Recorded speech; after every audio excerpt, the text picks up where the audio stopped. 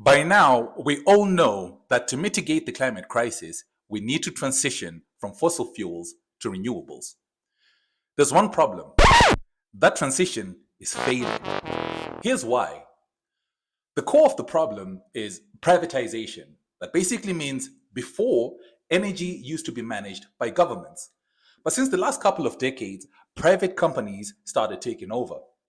The idea was that market competition would make energy production more efficient and drive down prices. Of course, neither happened.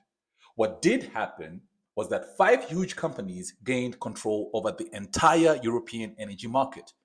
Energy prices skyrocketed and energy poverty doubled. Then the necessity for the energy transition became clear. What also became clear is that governments don't have the knowledge and resources anymore to execute this transition because, they gave it all away to private companies. And you know what those companies said?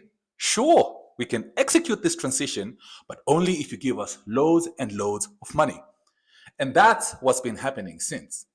Governments are spending billions of dollars on subsidies for private profiting companies for them to commit to renewables. The problem, it doesn't even work. The companies aren't doing remotely enough to transition, and the shareholders are lining their pockets with the government subsidies. So now the necessary transition is failing, our governments are losing billions, and the companies are making billions of profits.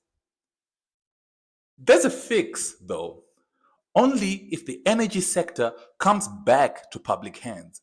By expropriating these companies, governments can take control, stop the waste of money, and execute the energy transition. Without that, we might as well forget about combating climate change.